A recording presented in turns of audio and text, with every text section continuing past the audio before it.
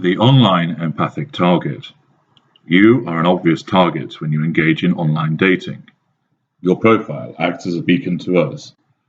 We see certain phrases and descriptions which have us making a beeline for you.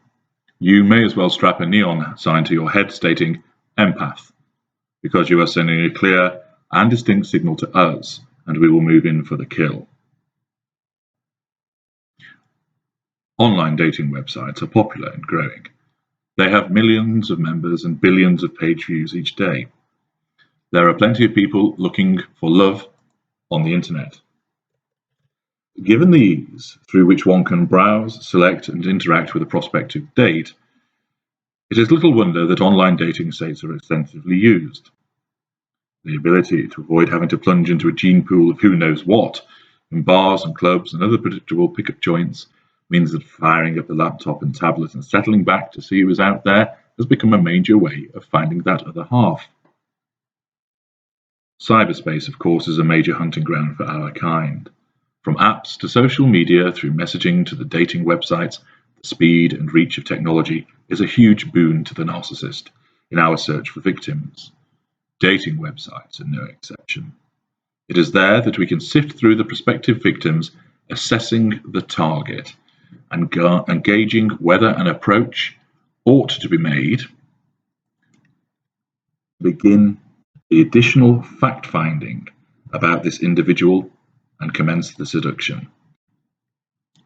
Dating websites attract a good proportion of cranks, wind-up merchants, no-shows, time wasters, married people searching for some sexting and potentially more, and these individuals often stand out a mile. The opening gambit of the pervert who is looking for some topless pictures of you is likely to be, "You are gorgeous. Do you have nudes?" Of course, gorgeous is spelled G-A-W-J-U-S-S. Easy to pick that jerk out, isn't it? He won't be one of us, though. He is just an arsehole. The philanderer may well belong to our brethren, but when he starts with, "I am married, but my wife and I haven't had sex for 2 years, so I am not really being unfaithful in looking for some action elsewhere," you know that he is looking for some extramarital fun, and being so upfront about it means he is unlikely to be one of ours. You never charm somebody by playing your bluff, bottom line up front. Rather, in order to bluff, a far more subtle and insidious approach is required. These individuals may well have narcissistic traits, but they are not in our brethren. They operate on a percentage basis. Keep asking for nude pictures often enough and someone is bound to agree. Keep plugging away for someone who fancies a quick bunk up, and somebody will eventually respond. That is all they are interested in. They are not after your fuel.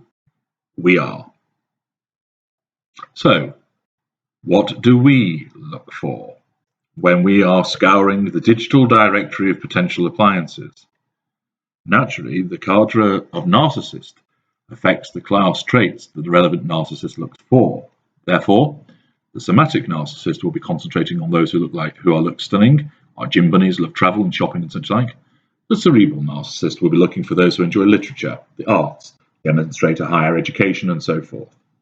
Those class traits are highly relevant, and we do look for them in the profiles of those who place themselves on an online dating site. We also look for the empathic traits, which signify to us that this person has the potential to be an excellent appliance for us, and eventually may even be a primary source.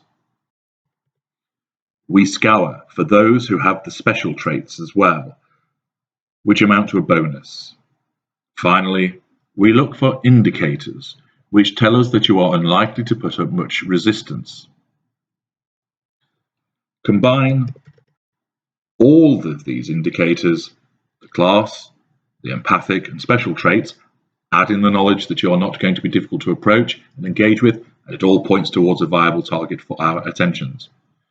Not all of the empathic or special traits will be present in your profile. This requires additional investigative work on our part, which we will engage in, but we will have seen enough which tells us that you are more likely than not an empath, and well worth targeting. So, what are these phrases and descriptions that stand out a mile to our kind and have us converging on you? There are numerous that exist, but here is a selection of ones which are used the most often. Number 1, been hurt before. Our klaxon goes off to tell us that you are damaged goods and therefore ripe for the taking. Somebody has tenderized you already, and thus our insidious charm will meet with little resistance. You will be delighted to find someone so caring, so compassionate, so considerate, and so into you. Such a contrast to the predecessor. You will not be warier for the experience, but actually more vulnerable, because you clearly do not recognize our kind when we come hunting. Number 2, loves animals. If you are prepared to care for a lower life form, feed it, groom it, exercise it, play with it, buy it things, pay vet's bills, and so forth, you are clearly a caring person. 9 times out of 10, an animal lover is also someone who is very caring towards their own species too. There is the odd exception, of course, but it is more often a reliable indicator of empathic traits than not. Number 3, I'm new to this, I cannot believe I'm doing online dating. This tells us you have not been able to meet anybody through a traditional method, and you are telling us this because you feel somewhat awkward and silly that you are doing this. Don't worry, we will put you at your ease, because guess what? We will tell you that we are new to this. Of course we are not, and let's handhold together on this new adventure. This also tells us that there is a degree of desperation to find somebody, because you are trying to suggest you do not use this ordinarily. Well, you are here now, aren't you? Because nothing else has worked. Number 4, I like to stay in with a glass of wine and a DVD, cozy up in front of the fire, walk in the park on Sunday and go to the pub for a roast, have Sunday brunch and read the papers together. You are a love devotee. How so? These standard phrases originate because you have watched the fabricated happy Hollywood couples in film or read about them in glossy magazines and novels which advocate that this is the way that couples spend every evening or Sunday together. You are susceptible to being sold the ideal of how love is, the romantic and wonderful view of love. And by using phrases such as these, you are indicating that to us, loud and clear. You want an ideal form of love? Guess who can manufacture that in an instant? 5, church, God, spirituality. If you make mention of this on your profile, you are exhibiting that you operate by a moral code, and therefore you will have empathic traits. If you demonstrate some form of spirituality, this tells us that you have a belief system, and therefore you are susceptible to suggestion. This ranges from being a good and decent person through to someone who believes that love will solve every issue and problem. That mindset is appealing to us. Charity involvement. If you make mention of your work at the local homeless shelter, that you volunteer with a medical charity, or that you are engaged in fundraising, we know that you are a giver and not a taker. We also know that you have significant levels of empathy and that you will go the extra mile to secure the happiness of somebody. We want that attitude directed towards us. 7, I am a middle child, or I come from a large family.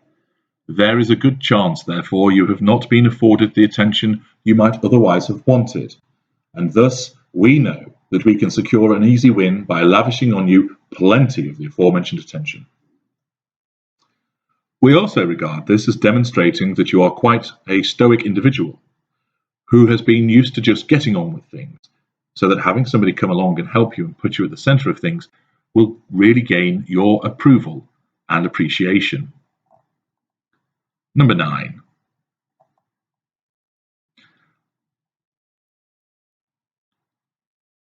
I just got out of a committed relationship. So you have, and by writing this, you are telling us 2 things. The first is you want another one pretty quickly, because you do not like being alone.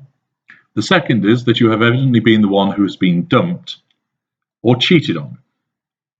As you are saying, you were the one who was committed, and you want other people to know that you were committed. This tells us that you are keen on getting to the truth of the matter, which is an empathic trait and also that you will stick around. Next, I am looking for a knight in shining armor. So many bases are ticked with this one. You are a love devotee as you are sold on the idea of romantic love. You want someone to save you, and therefore you will respond well to such overtures. You have evidently suffered previously, and therefore you have been softened up in that regard, as detailed above. You are expecting somebody else to be chivalrous and bear the burden, which translates into you wanting that person to buy you things, take you places, and spoil you. No problem. That all comes as part of the love bombing package. Number 10. I'm seeking someone who is financially secure. You have financial problems which we can exploit, and/or you were with somebody who had financial problems, so you will want to avoid that happening again. You are attracted to success, or the appearance of success, and this is a motivating factor for you. We will be happy to factor that in for you. Number 11. I am ready for a long-term relationship. You have not been able to find anybody so far, so desperation is starting to creep in. You are also a giver and believe in relationships. You want to be bound to somebody, and you want to make it work. You have just tilted your head and exposed your throat to us. 12. I want to be swept off my feet.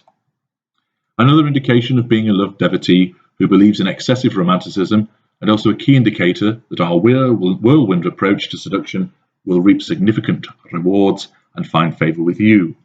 You will be swept off your feet, all right. You just may have trouble getting up again. 13.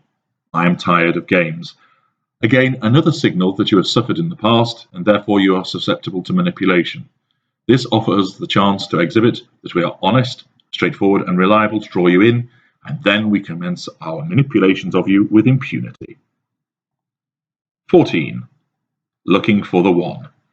More evidence of the love devotee, somebody who is ready to pour their heart and soul into the relationship, and therefore you will be overflowing with empathic traits. Not only that, you will fall prey to our various ways of telling you that you are the one, our soulmate, and the person we have waited our whole life for. Number 15.